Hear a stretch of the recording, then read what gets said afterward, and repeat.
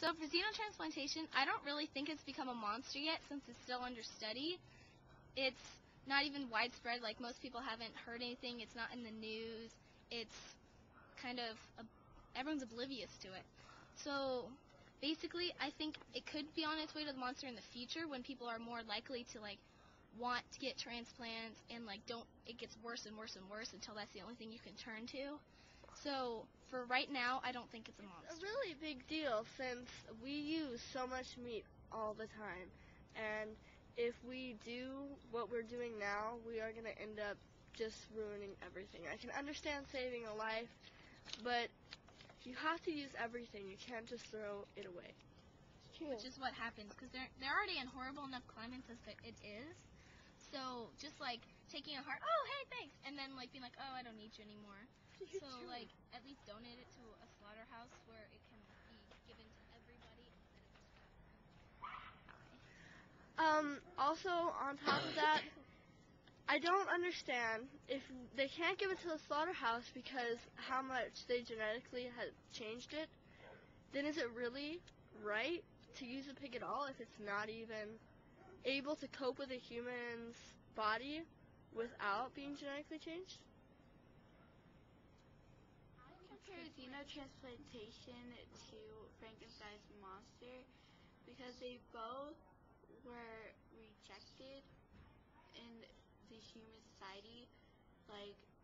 Xenotransplantation was rejected by animal groups, and also the actual heart, the actual organs and valves that we used from an animal would be rejected by a human's body because it just didn't work well.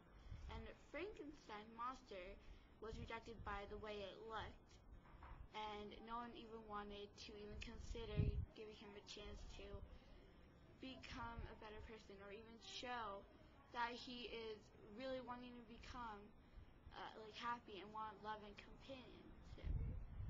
And on the different side, however, xenotransplantation does help people. There are many people who survive from xenotransplantation, many people who improved because they had xenotransplantation. Well, Frankenstein's monster didn't really do that. I mean, I can't think of anyone who really benefited from the creation of the monster. It's not a monster yet, but just as Frankenstein's monster grew in his anger and grew as a monster, so could this idea of genetically changing something. It could turn into a very big deal. It could turn into genetically changing humans. It could turn into all sorts of different things. It could turn into a monster. Not quite one yet.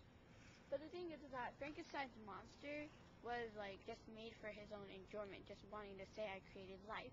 But this is trying to do this for a better. It's trying to make a benefit, and there was really no exact point as to making Frankenstein's monster. And the hard part that people don't see as a monster, I think, is that if you were a family member of someone who is going to pass away, and the only way to save them and keep them on a stable condition was to have a pig organ or something, keep them alive until they were on the list to have the next transplant, then you would obviously be all the way for it, whether you're wasting a pig or an animal's body. I mean, so it's really hard about the emotional attachment you have towards someone, and also what your beliefs are about animals. And also I believe, though, that I don't think animals should be thrown away with different parts and only used for a certain part, like Patricia was saying, to use every part of the body. Could become a monster is that just harvesting pigs for just taking their hearts, or any other animal too. What could happen is it's just farmed for organs, take an organ, throw it away, that's it. Like it is now, but it could be a mass production of things, so that there's hundreds of dying animals everywhere, instead of just the few that is now, since it's still studied. And so to take care of that, we should study it more so we can know how to make it a preferred art, but also create rules and guidelines on how to use it, what to do with it, and just how to make it all together flow together so it's not a disaster. Hello, and welcome to our show. We are talking about xenotransplantation. First, we have Mr. Dentist, who is, as the name says, is a dentist. I am a dentist. And we'll be interviewing a plain person on the street. So, let's go talk to them. Hi, what's your name? Mommy told me not to talk to strangers. We're gonna watch the Muppets today. I'm Miss Piggy. I'm a drama queen.